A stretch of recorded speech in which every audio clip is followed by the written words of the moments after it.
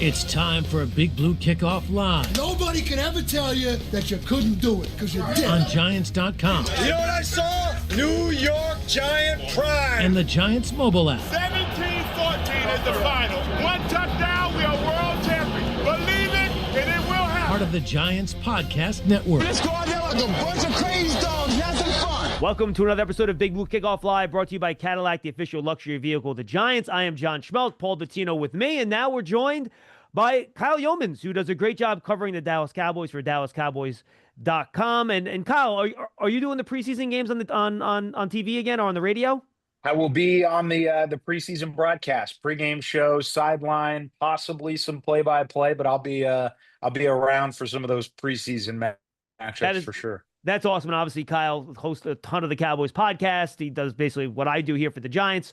He's real locked into the team. So really excited to kind of get his feel on what's going on with the Cowboys. And boy, Kyle, a lot to talk about. So let's start big picture-wise, coaching. What do we expect to see from Brian Schottenheimer this year, and what he's going to bring as a head coach, and also keeping the play caller duties at the same time? Yeah, I'll start with what he'll bring as a head coach, and that's energy. You're going to see a lot of energy from Brian Schottenheimer, whether it's winning or losing. It's going to still have some level of atmosphere and culture to it. That was his number one key throughout the offseason, is he wants to shift the culture here in Dallas to become a more positive environment, a more building environment.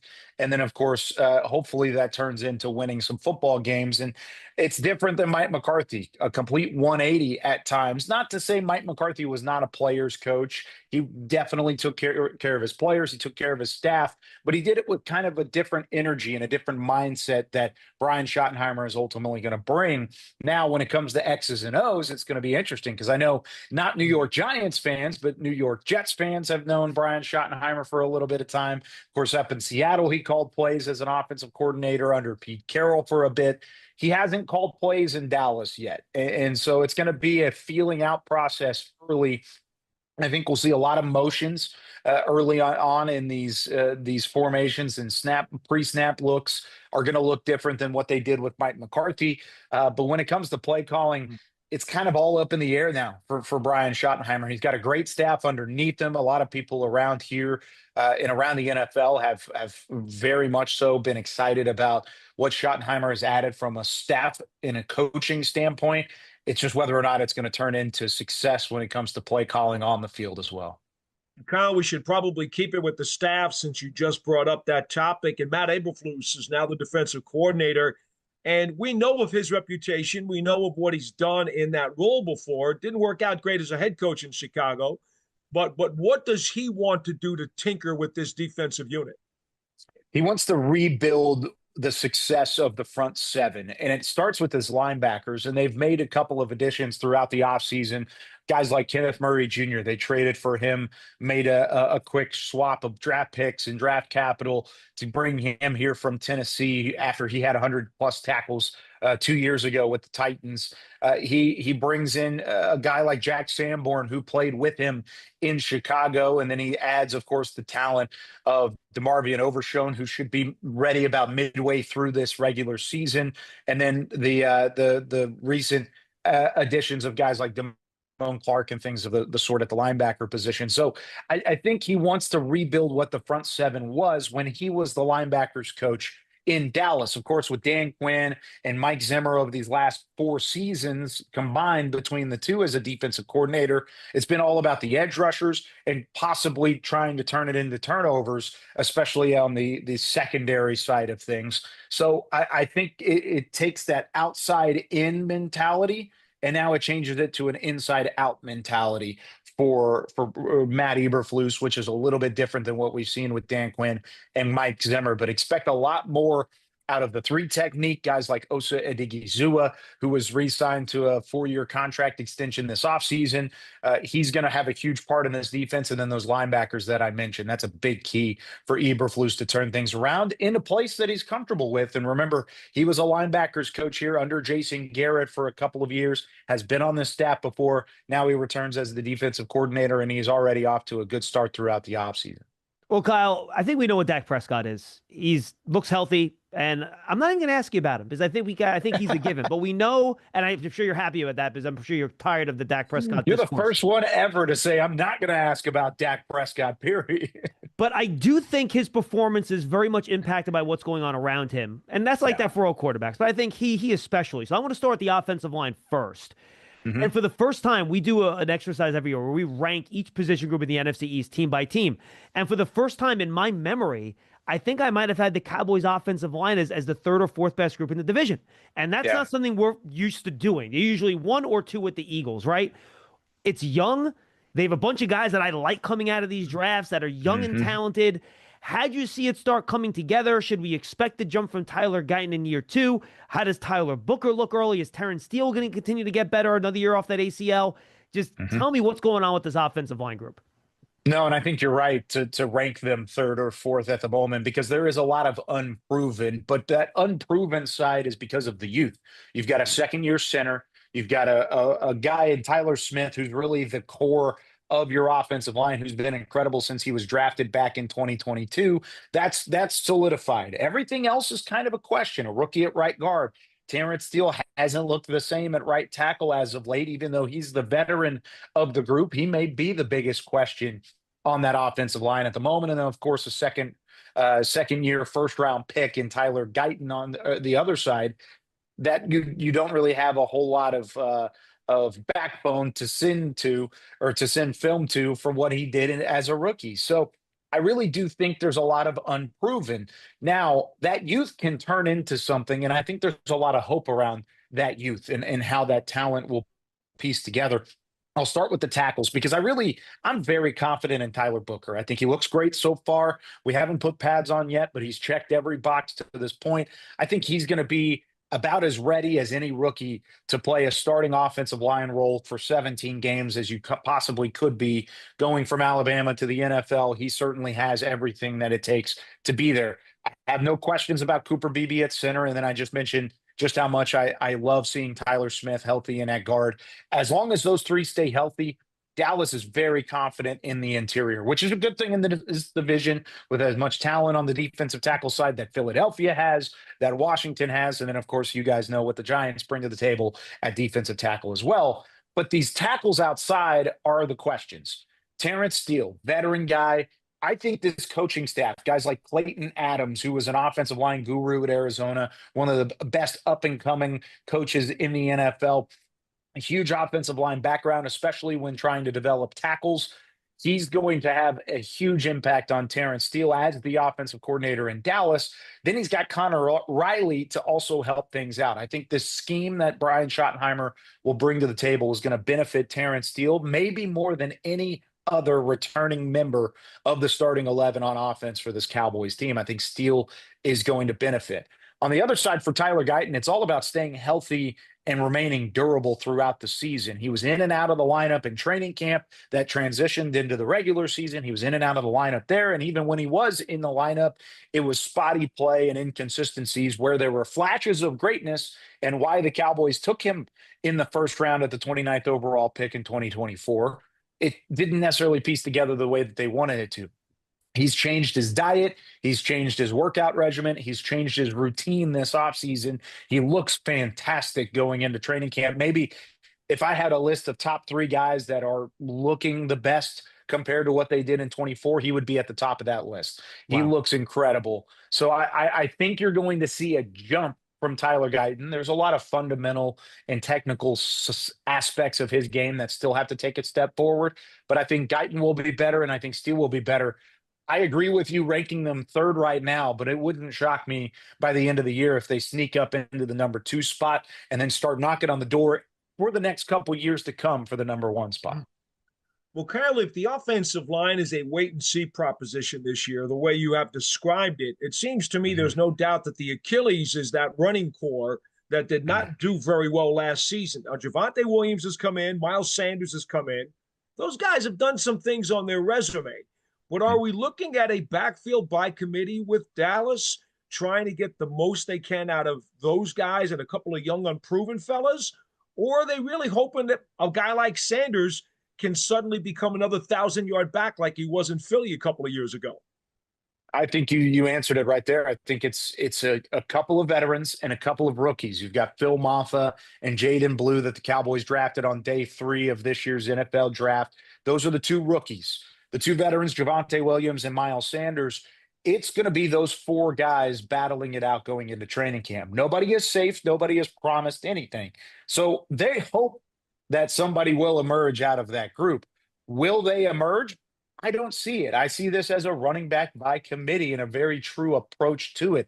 I'm concerned about the run game because they weren't able to run the ball effectively last year. Rico Dowdle eclipsed 1,000 yards, but even at times he struggled in short yardage situations. He had a couple fumbles in big time moments. There were problems with this run game last year. Part of that stemmed from the offensive line rotation, some of the injuries up front.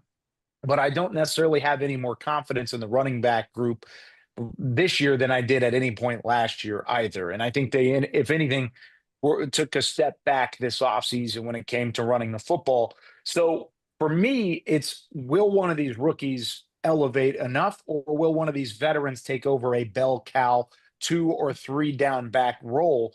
I don't see it from anybody other than Javonte Williams. He's the guy that I think would, if he had the best shot, or out of those 4 guys, he has the best shot to take a step forward. I think Williams has done it in Denver. He's carried a workload like that before throughout his NFL career. And he's still young enough to where you can still have something left in the tank to carry an offense and a ground game throughout the year.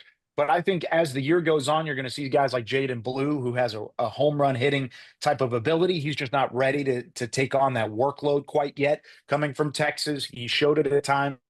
The acceleration, the speed, the closing end of it. He's got all of those elements to it. He needs to take a step forward in pass protection. He needs to take a step forward as a pass catcher out of the backfield. And then we might be able to see Blue more and more as the year goes along. But I think it's Williams followed by a group of guys, and they're going to have to mix and match where they see fit. Last one for me on the offense, Kyle. George Pickens, how do they think he's going to open up this offense, having a deep threat across from CeeDee Lamb? And do they think they can manage his personality and maybe some of the immaturity to the point where he could be a long-term solution across from Lamb for a long period of time? I think that's the goal, at least at the moment. You look at him going into a rookie contract, and I think Pickens has no choice but to come in and have a positive mindset. And it seems like that at the moment. The conversations I've had with him, the conversations within the building, the way that he's connected with CeeDee Lamb and Dak Prescott, all of these things look great. But as the season goes on and it gets into the wear and tear of a campaign, we've seen what happened during his time in Pittsburgh. He can't afford to do that in Dallas because a black mark on your resume at some point through one organization is only one thing. But if he has 2 marks against his resume on his from 2 different organizations, ones that are for the most part respected throughout the NFL, it's going to really hurt his chances to sign a bigger deal going into his second contract in the NFL. So he has a chance to make a lot of money. He has a chance to lose a lot of money. I think he'll be fine from a behavioral standpoint, and he's been nothing but great so far. But again, we're not playing games yet. They're not losing games yet. He's not having targets taken away from him at any point yet. All of those things have yet to come to fruition. From an X's and O's standpoint, I think he fits perfectly with CeeDee Lamb. CeeDee's that, and you guys have seen CeeDee twice a year for the last 5 years now. The fact that he can get underneath the defense, the yards after the catch, he can have some contested ball catch ability, but really that's not his game. They want to get him in space and they want to allow him in his athleticism to take over. Whereas George Pickens is quite the opposite. Go up and get it. Go and outrun a guy. Go deep downfield and catch the seam, catch those deep verticals. There's a lot of things that George Pickens can do that CeeDee Lamb can't do, and vice versa. And I think that's where the marriage is going to actually work out. And it gives Dak Prescott probably the best pass-catching core, at least guys that are in their prime, that are consistent in what they do. It gives Dak Prescott a real big confidence boost for who he's throwing the football to. Kyle, let's flip it to defense. And on behalf of Giants fans everywhere, thank you for allowing DeMarcus Lawrence to go to Seattle. Okay, let's just get that out of the way. Dante Fowler comes back, a guy who has been up and down throughout his career. How important is his pass rush going to be? Because besides Parsons, they losing Lawrence is a big bite out of what they've done in the past, getting to the quarterback. Yeah, Paul, I love that. D Law always had some success against the Giants, and then you bring in a guy like Dante Fowler Jr., who had success as a Cowboy and as a Commander. So, still something to keep an eye on. I think Fowler is crucial for the development and the depth of this edge rusher group. There's a lot of guys they really like that either haven't developed yet or are young enough to where they still see them developing in the future. Most notably, Sam Williams and Donovan Ezraku. Ezraku was a second-round draft pick this offseason, and then Sam Williams was a former second-round pick who just hasn't clicked yet on this edge rusher staff. I think Dante Fowler Jr. brings a mentor element now that he's away from Dan Quinn. He can kind of do his own thing again. He had a great double-digit sack season last year. If he's able to piece together, it doesn't even have to be double-digit sacks. It can be 6, 7 sacks and pressures throughout the year. That's going to open up things for Micah Parsons on the opposite side. It's going to open up things for Donovan Ezraku, who can learn from him. He's already been very complimentary, Ezraku has, of the leadership ability of Fowler and some of these other veterans in the edge rusher group. So I think bringing back Dante Fowler was really an underrated signing from Dallas this offseason in the free agent market. Cowboys fans just kind of know him as the rotational edge rusher that we've seen here in the past.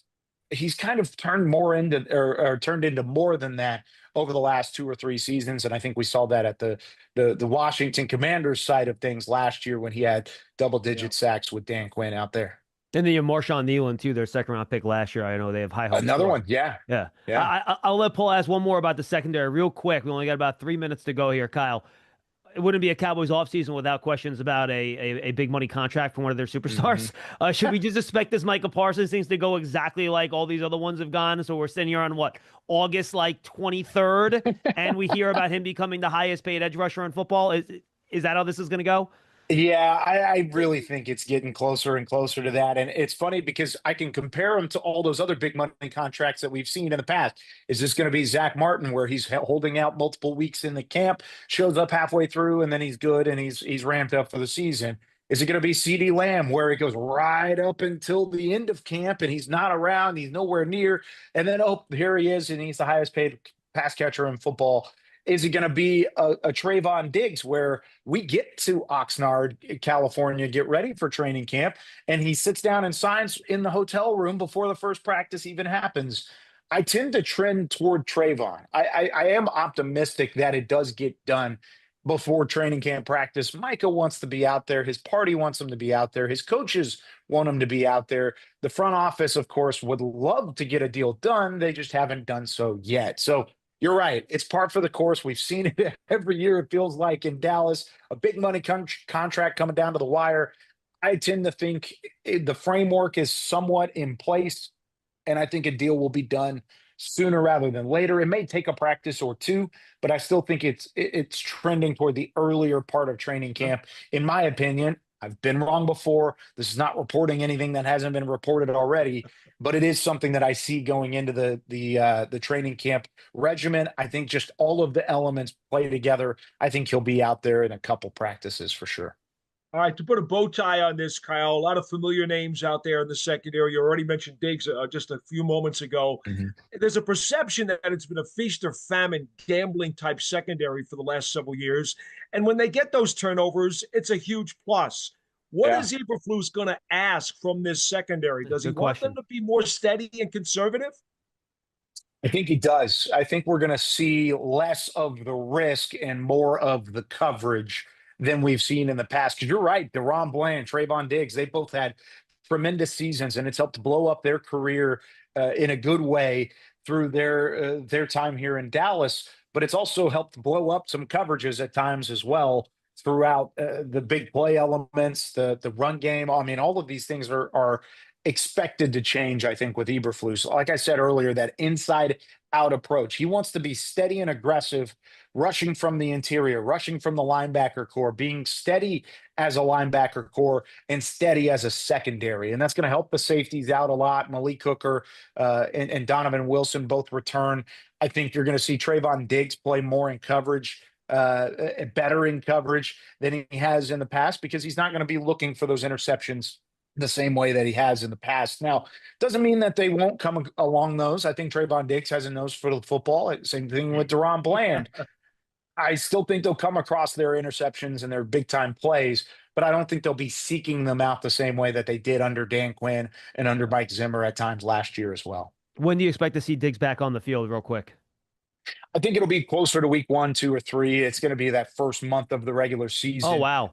I don't think they're going to put him on reserve pup. I think he'll be on the active pup throughout training camp, so that way he can work on bands and be around it. And then once we get closer to the season, that's when they're going to have to make a choice one way or the other, because it hasn't even been a full 10 months since the injury was sustained.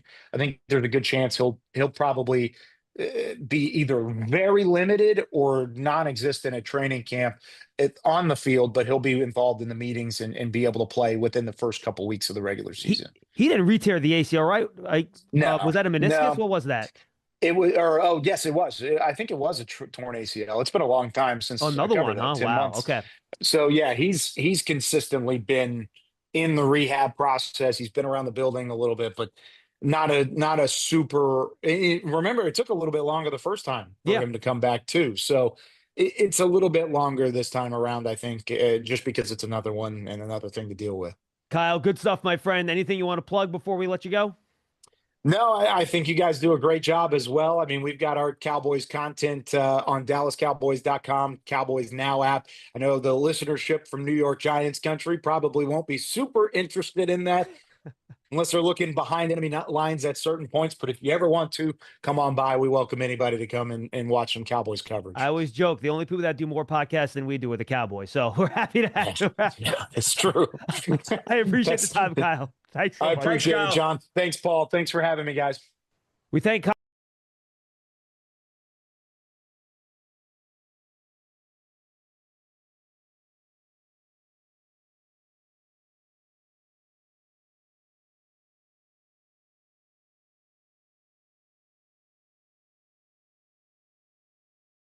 If you ever want to, come on by. We welcome anybody to come and watch some Cowboys coverage. I always joke, the only people that do more podcasts than we do are the Cowboys. So we're happy to have you. Yeah, it's true.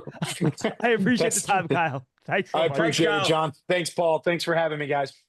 We thank Kyle Yeomans for joining us right here on Big Blue Kickoff Live, presented by Cadillac, the official luxury vehicle of the Giants. We're here in the Hackensack Meridian Health Podcast Studio. Keep getting better. And now we welcome in Ryan Fowler, who does a great job covering the Washington Commanders, has a podcast. Ryan, tell us where everybody can find your great work covering the team in our nation's capital.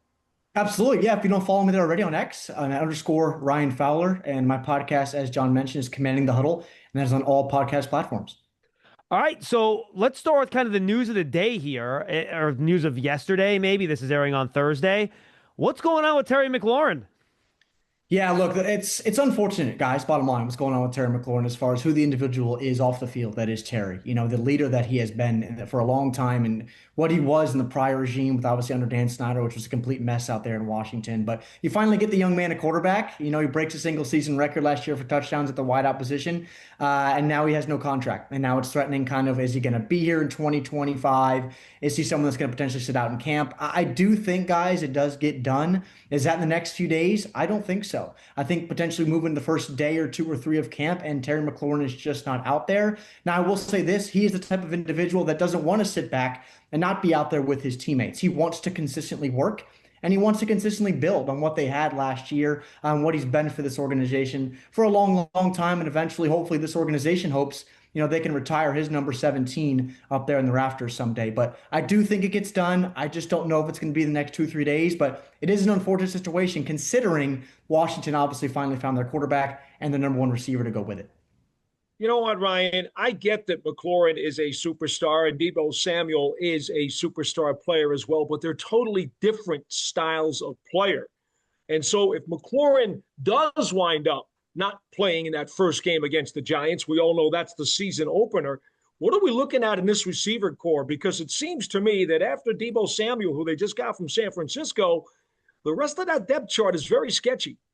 Yeah, Paul, it's a great point. You know, they drafted Luke McCaffrey last year for a reason. They're hoping he takes a step this year. And they also drafted a similar-ish type of player to Deebo Samuel in Jalen Lane from Virginia Tech this year as well. So they're hoping those two young players can take a step if Terry won't be out there. But I'm right there with you because Noah Brown has had issues all of OTAs. Michael Gallup is still injured. They're trying to pull some strings out of him if he could be a wide receiver 4 or 5 for this roster.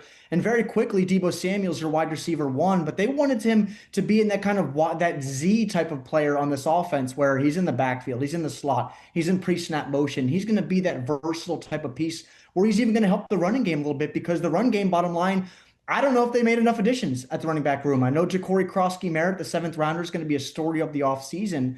But out wide, if you have no Terry McLaurin, you're looking at the KJ Osbornes, Noah Browns, and some of the guys I mentioned, the young pieces, to really step up in this group. But I will say this, guys, with Jaden Daniels under center and the guys he made it work with last year, like De'Ami Brown, Olamide Zaccheaus, and Zach Ertz, who's still pulling strings out of his career, you're going to have a chance when he's under center, and he proved that all year last year.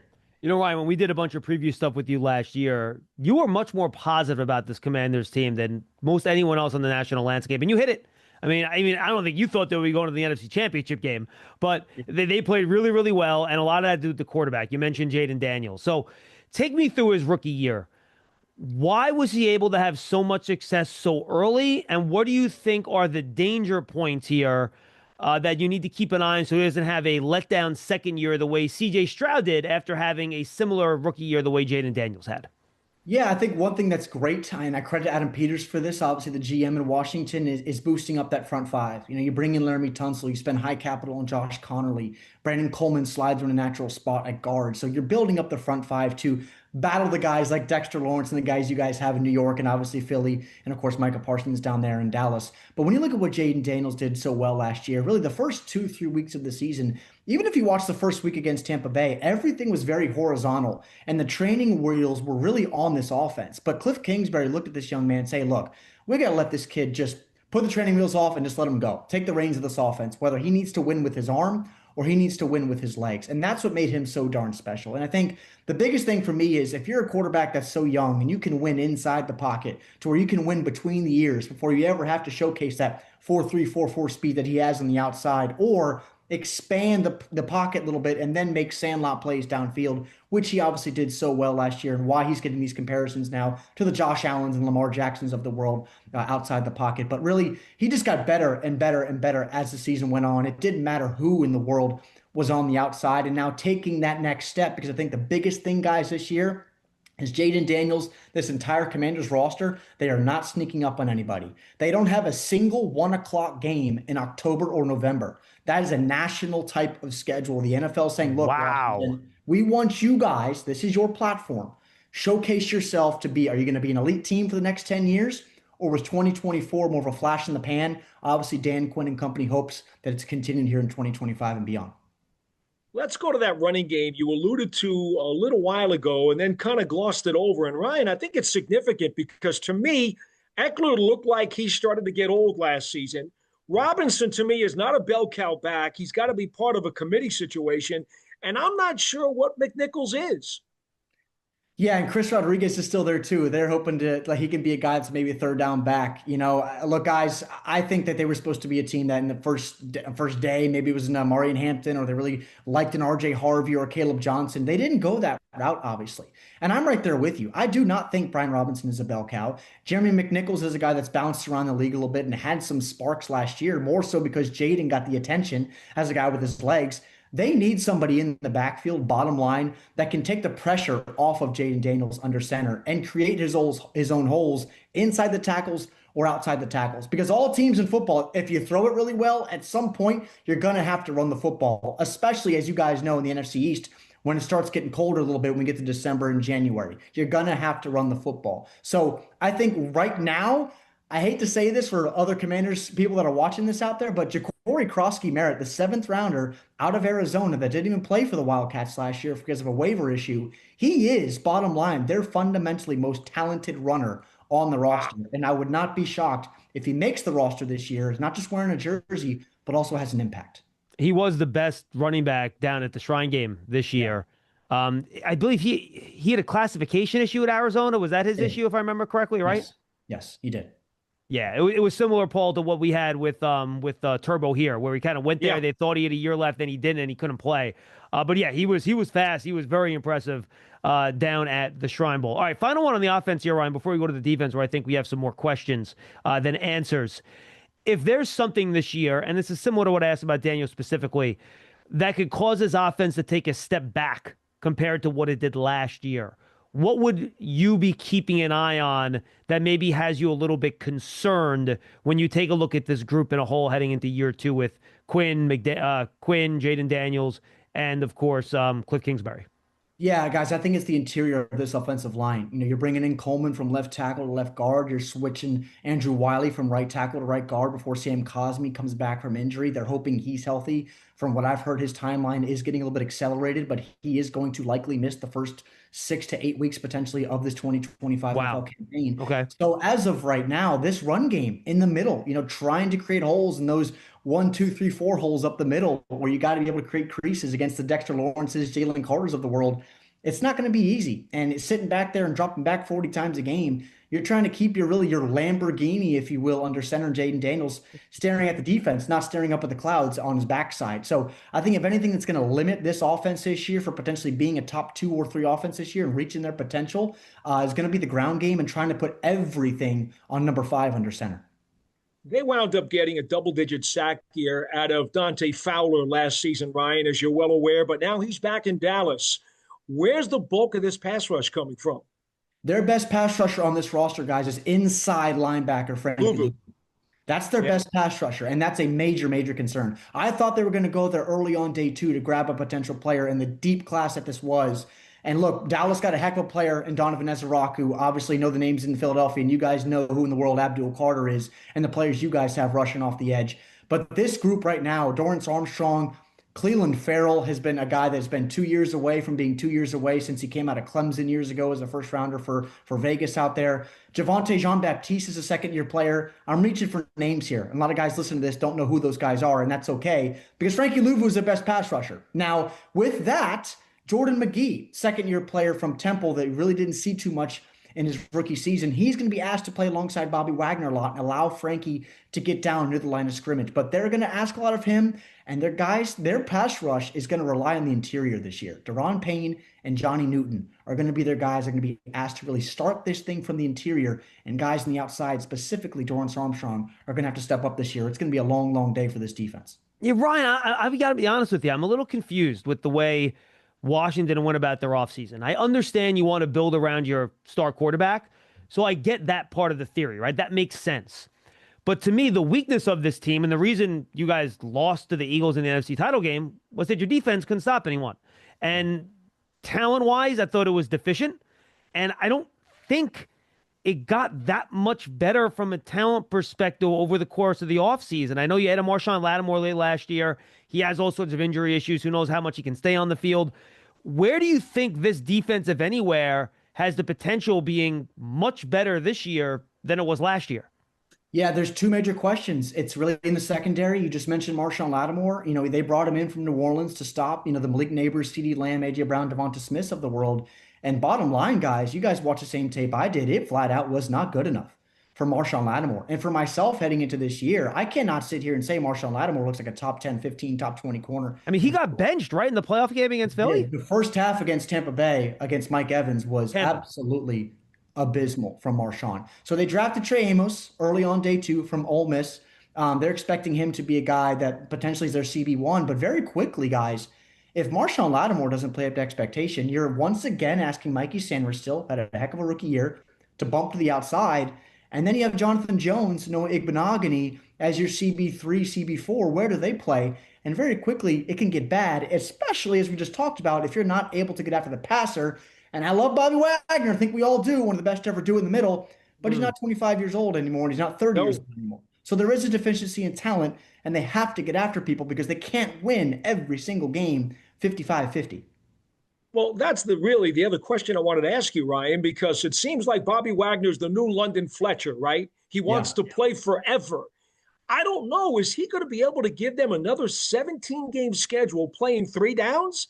I don't know that that's in the cards. Yeah, Paul, it's a great question. And I agree with you. The London Fletcher stuff. I think London had a little bit more juice downhill than Bobby does. Not any disrespect to Bobby and what he's done, but he's a throwback type of player, guys, right in the middle of a defense. These modern backers at 225, 30 pounds that can really drop their hips and flip in coverage.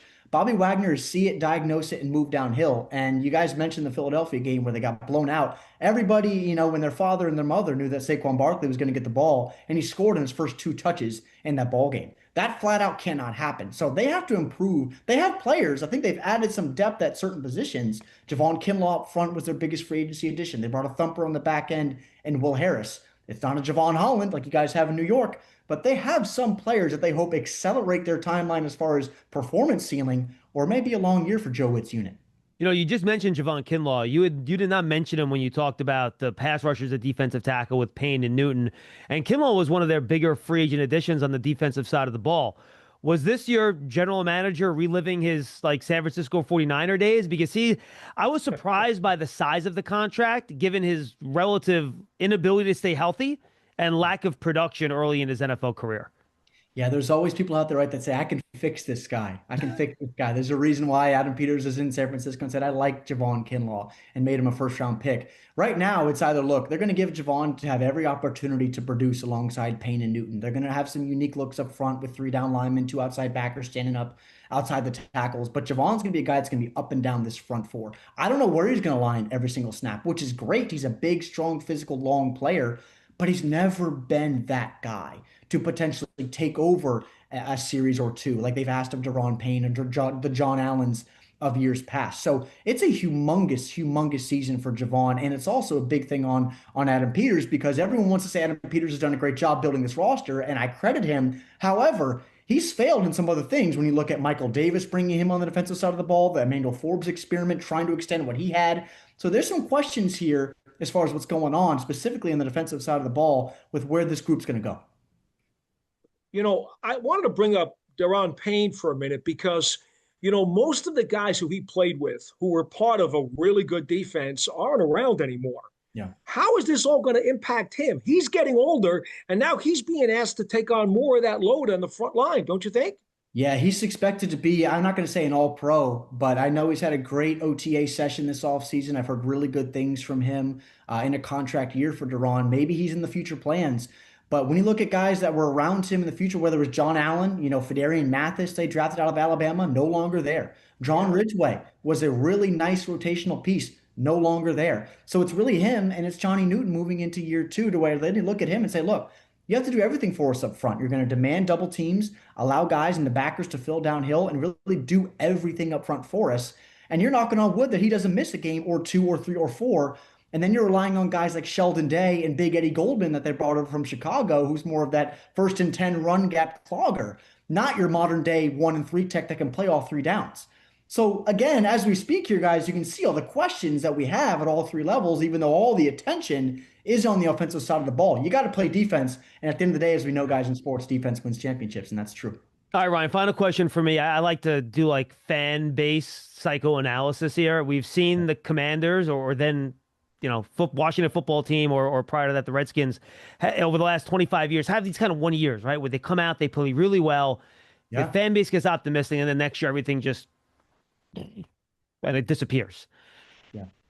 How is the fan base feeling heading into year 2? Does the new ownership group, new coach, Jaden Daniels, erase all of those mental scars of the last, 2-3 decades? Or is there still something kind of in the bottom of these Washington fan souls where it's I just don't want the shoe to drop. Don't let the shoe drop. Yeah, the bad taste is still in the mouth of a lot of individuals in the DC area, guys. Because like you said, John, you had the year of Alex Smith and the Kirk Cousins success, RG3 in 2012. RG3. That's what last year reminded me of, the RG3 year, to be honest with you. Absolutely. 1 year, right? So now with the success that was 30, 40 years ago with Joe Theismann, Doug Williams, Mark Rippon, that's great. But now moving into 2025, where again, I mentioned earlier, you're not sneaking up on anybody. You got new jerseys wearing the alternates this year. You're going to slowly move into really just exercising the history a little bit and showcasing that tradition of this franchise that has been so successful. But this year, is it making it back to an NFC title game? Is that a success? Is that, if you don't make it there, is it a disappointment? I personally don't think so. I think you make it to the playoffs this year because there are still holes there. But John, as you mentioned, I'm so glad you did. Everyone is so caught up in the Jaden Daniels MVP stuff and Adam Peters is this. And we have Terry McLaurin and Debo Samuel and Laramie Tunsil protecting Jaden Daniels. But behind the scenes, you take the layers back a little bit. There are holes on this roster, a reason why they really exceeded expectations in 2024. But I will say this. When you have Jaden Daniels under center, he's proved it time and time again last year. I know he's only moving into his second season. You have to see it again.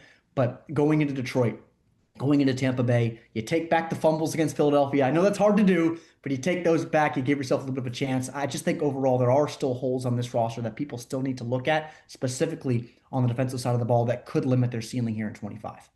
Ryan, finally for me, yeah, more a comment. I was only going to say this. There are optimistic Giants fans who point to the fact that the Giants gave Washington two very difficult games last year, and that maybe the gap isn't as wide as some people perceive outside this building. Sounds like you might kind of agree with them.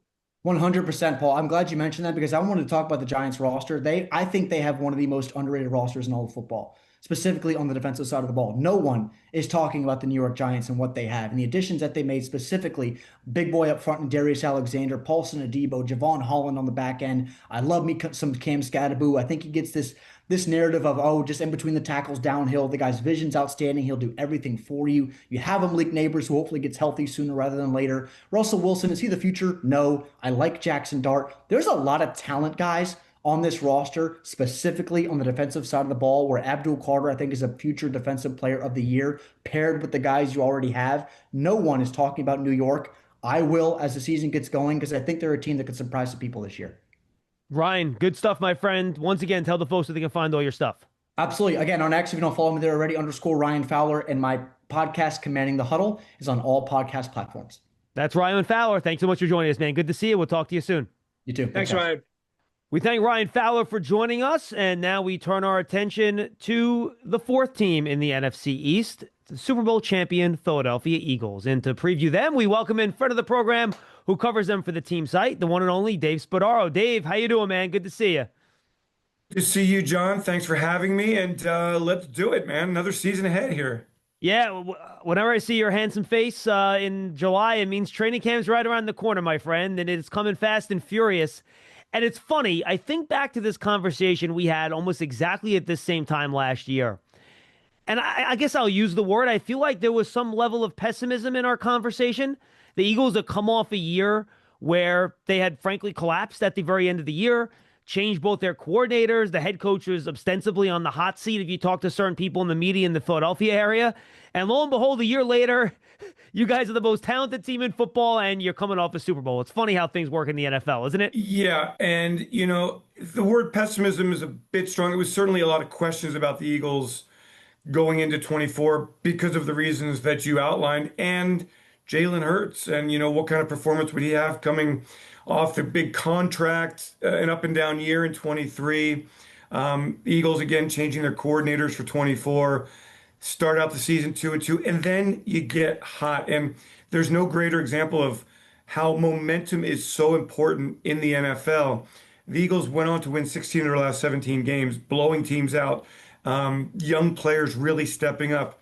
It was, John, this team's been in 3 Super Bowls in the last 8 years. And that team, it was like 17, which is something really, really special about the Philadelphia Eagles. And they got a couple breaks along the way, including Washington beating Detroit in the playoffs, bringing the NFC Championship game home to Philadelphia. So a dominant football team. But I think, look, we have been around long enough to know that the past is the past. And one thing that's always in the back of your mind is that we have not had a repeat winner in the NFC East since 2003, 2004. And as good as the Eagles look, and certainly as good as they were last year, I'm not sure that means anything heading into 25. No, everything. It's a year-to-year league. That is absolutely correct, Dave. I'm with you. All right, I'll ask one question about this because I don't want Giant fans to throw tomatoes at me. How did Saquon Barkley help transform the Eagles' offense? Go. Absolutely. Changed the whole dynamic of the offense, and it became a run-based offense. Now, when your running back is breaking off 60-yard touchdown runs at a clip that he did 7 last season, it's a home run threat in the backfield. But there's no question that the offense evolved into a defenses came in saying, we've got to stop Saquon Barkley first. That clearly opened up things in the NFC Championship game and in the Super Bowl. Saquon had all the pieces around him.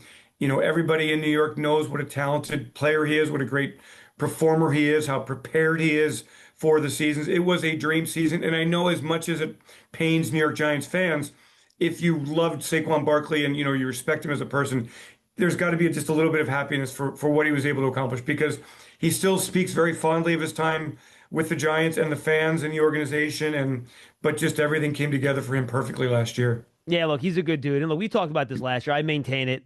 He would never have put up a season like he did with the Eagles last year if he had stayed with the Giants. It was the perfect situation for him. Yeah. And I think I'm sure the Giants fans would still love to have him here, but there was a good reason why the Giants decided not to pay that money to a running back, given where they were. And it made a lot of sense for the Eagles to pay a running back that type of money, given where they were. So I think a lot of it made sense. And that kind of comes into the infrastructure that he walked into, right?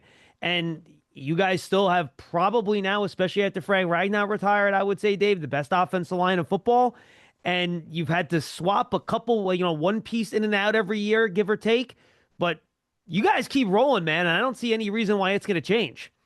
Yeah, I mean, the offensive line is where it starts, and it's as talented as it's been. The only question mark is right guard.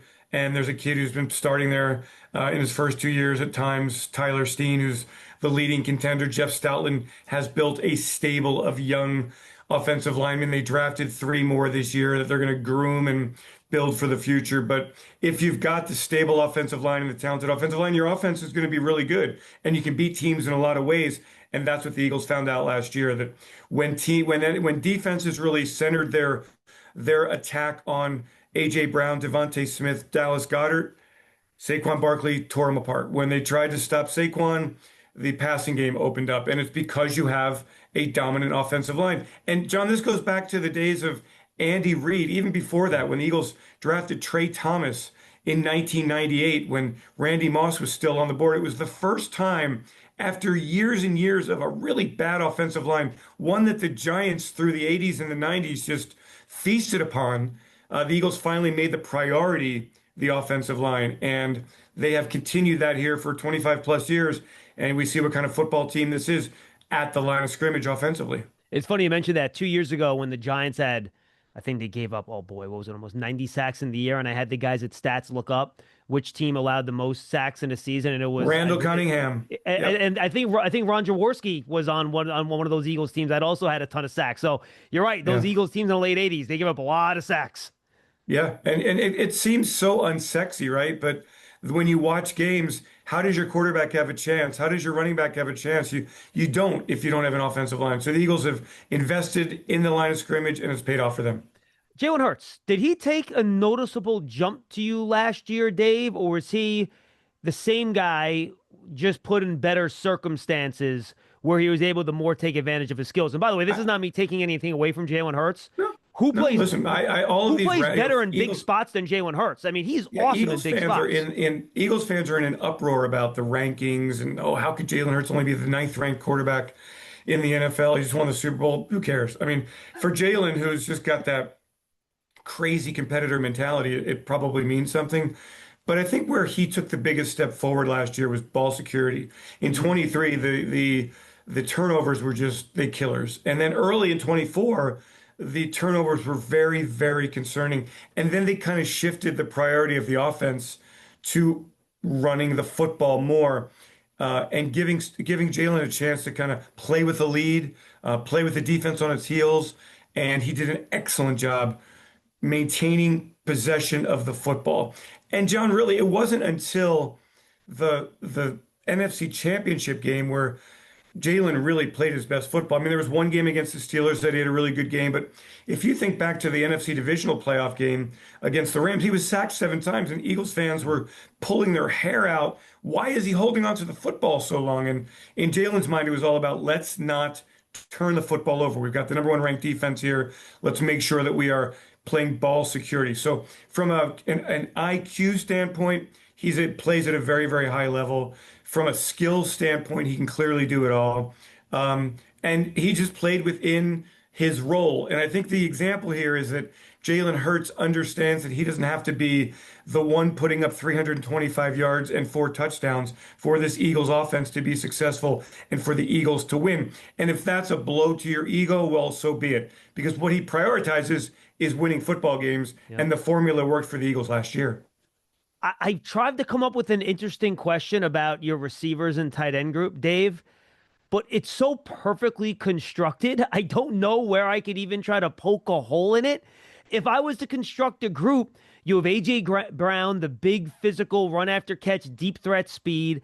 Devontae Smith, the quick, fast, great hands, route running technician. Jahan Dotson, I thought was a real nice addition. Maybe there you can come up with a question or two. Dallas Goedert, still phenomenal. They work out the contract thing with him. I mean, this is just a great set of weapons. And do you have any lingering questions about this group heading into 2025? Just depth. Who's your 4th receiver? Who's your 2nd, 3rd tight end? Questions that every team has for the most part. As far as the frontliners go, I think that the only question might be, we saw a little bit of AJ in his past with a knee issue here and there. Is that going to crop up? But otherwise, no questions from a skill standpoint. You're right, John. They perfectly complement each other. Devontae with his body control and everything he does, it's impossible to cover him one-on-one. AJ just bullies defensive backs. It's a terrific group. And Dallas Goedert, the Eagles were able to work out some things with him that there were early in the offseason speculation that he wouldn't be back. But they were able to work out a deal that he stays for 2025. And he gives them an all-around tight end who's excellent in the run game blocking, a bull in the red zone, excellent run after the catch guy. So the pieces here for this offense are just perfectly aligned once again. Yeah, absolutely. All right, let's go to defense because, Dave, you mentioned it. Top defense in football, and I think that's really what changed for the Eagles, right? How much of that had to do with Vic Fangio and everything he put into putting this defense together? I mean, anybody who says that coaching doesn't matter in the NFL, here's an example that it does. And the Eagles were able to take a bunch of new pieces last year and put them in the right spot. They identified somebody like Zach Bond, who had a limited role edge rusher in New Orleans. They put him in an off-ball linebacker position, and he flourishes. First team All-Pro, finalist for the Defensive Player of the Year in the league, gets a huge contract. Remarkable story. Take some of these young pieces. Quinyon Mitchell, a first-round draft pick, starts from day one as the outside corner. The defense, John, one of the real turning points of this season of 2024 was when Cooper DeJean replaced Avonte Maddox at the nickel spot. And his physicality, his versatility, his athleticism, his fearlessness made the slot cornerback position, nickel spot, just extraordinary success. And so the defense really took off from there. So you've got all of these young pieces and a lot of news pieces to work in. And I just get the sense that Vic is going to keep experimenting through training camp, taking a look at what he likes, working some pieces in the regular season, and then by the middle of the season, feel really good about where this defense is. There are a lot of young, talented players that fill out the second part of the depth chart, the 3rd team depth chart. I feel as many questions as there are about the defense. I feel better about where the defense is now than I felt last year. And a large part of it is Vic, because he's just so dang good. Yeah, and I think another big part of it, and I have to tip my cap to him, and I've been doing this way too much, is why the Eagles keep winning so many games every year, is the job that Howie Roseman has done. You guys have now successfully pretty much completely transitioned from all of the key parts of what were really good Eagles defenses for a long time. Brandon Graham's not there anymore. Fletcher Cox isn't there anymore. Even go back, Malcolm Jenkins, right? He's not there anymore. Darius Slay's not there anymore. James Bradbury's not there anymore. Go down the list. All the guys that you identified with the Eagles defense through a lot of years of success, Super Bowl appearances, the Super Bowl championship, division wins, they're gone. Yet somehow, I'm not sure this group is less talented. And the way Howie's been able to restock the cupboard, mostly with draft picks, Jordan Davis, Jalen Carter, Nolan Smith, Quinyon Mitchell, Cooper DeJean, Kobe Dean, Sidney Brown, Kaylee Ringo. These are all draft picks. I mean, that's hard to do. Yeah, it really is. And they've just hit on it. I mean, the success of the draft has been key to having this window that is apparently still open for the Philadelphia Eagles. When you draft well, everything falls into place. Look, there's a little bit of luck involved on the offensive side when you get a Jordan Mailata to fall in your lap and you develop him into a Pro Bowl level left tackle. But when you consistently hit at the top of the draft, as the Eagles have done, and some of these mid-round, later-round picks, Jeremiah Trotter Jr. could be slated for a key role this year at linebacker. You know, Nakobe Dean's been injured. Eagles didn't fall off a beat. He's supplemented that with some really good free agent signings. And this year, they're expecting Joshua Uche to step up in a very specified role and Azeez Ojulari to be a factor off the edge. That they don't have to come in and be stars, but they expect Nolan Smith to take a big step and Jalix Hunt to take a big step and team with Uche and with Ojulari and form that edge pass rush. I mean, it is really just a formula when your GM is on the same page as your coaching staff and knows what he's looking for, and you've got some consistency there, and you know what kind of players you need to bring in to that scheme. It really does make a big difference rather than changing schemes and changing coaches. And Howie's had the benefit of some stability here for a number of years, and his draft classes have been outstanding. Now, I will say this. You guys are a little undersized on the edge. Now, Nolan Smith, even though he's not big, he's an excellent run defender. So I don't think people should get that wrong. But Hunt's not the biggest guy. How important is it for those guys in the middle of your defense, the Jalen Carters, the Jordan Davises, Ty Robinson, I think, was a good pick out of Nebraska, Moro Jomo, to be sturdy so they can do a lot of the dirty work to let those guys on the second level flow? Yeah, for sure. And I mean, look, I mean, a lot of Zach Bond's success comes from playing behind a player like Jalen Carter. Look, you know how dominant defensive linemen are. You have them up in New York. You have an outstanding defensive line. And the Eagles see Jalen Carter. And for those who are not appreciative of how good Jalen Carter is, he may not put up the big numbers, but when you watch him play, he dominates the interior of the line of scrimmage, and he cleans it all up. So the linebackers are coming free to the football, and it makes a big difference. And you're right, the Eagles are not huge on the edge, but they're very large inside. They've got some versatility. They can move Carter around a little bit on the line of scrimmage. He's a dominant football player. Jordan Davis came on last year, late in the playoff part of the season, enough for the Eagles to pick up his fifth-year option. Moro Ojomo was a pass rushing factor last year for the Eagles in his role. Ty Robinson comes in as a third-round draft pick. There's some other young players that were on the practice squad that the Eagles like. So, again, prioritizing the line of scrimmage. The players we're talking about, for the most part, are all draft picks, and several of them are high draft picks. First-round draft picks, Smith and Davis and Carter, etc. Hunt was a high draft pick. So it's where you build your football team. The Eagles have developed those players, and it makes everything work. And now you look at the secondary and you go, hey, we can afford to put last year a rookie, Quinyon Mitchell, out there in week number one and let him develop during the course of the season because our pass rush is reaching the quarterback. So, and vice versa. The coverage has been excellent too. So a lot of the pieces just really fit very nicely with this team, John, on defense. Absolutely. Final question on the personnel, just in the secondary, Dave. So many young pieces back there. We kind of already mentioned a lot of the names. You mentioned the impact Cooper DeJean had.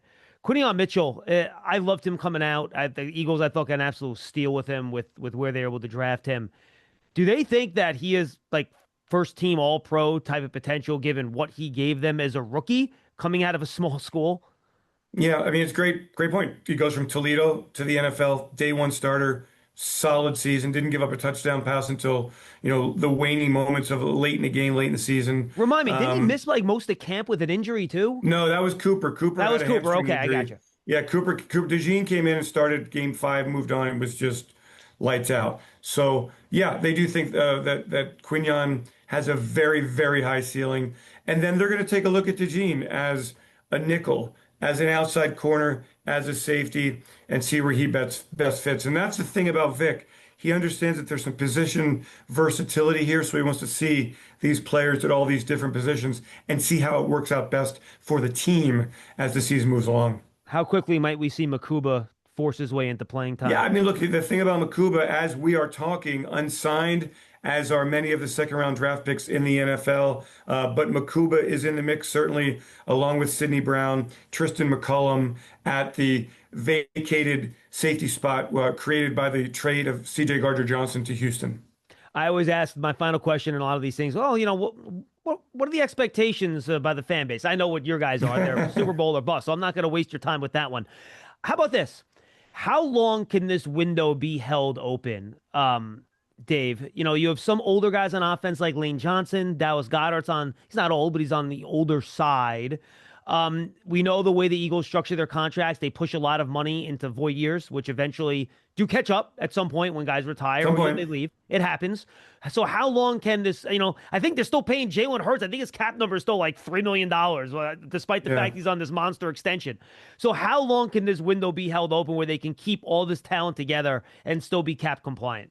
Look, a lot depends on how they develop this young talent, but John, next year in the 2026 draft, the Eagles hold 10 draft picks already and anticipate as many as 3, maybe 4 compensatory picks. Oh my gosh. So, I mean, if you're looking at that kind of draft capital already, and they've got a bunch of one-year deals here, and they've got some young players who are going to need to be signed, and there's a chance for really great roster stability here for a nice long period of window.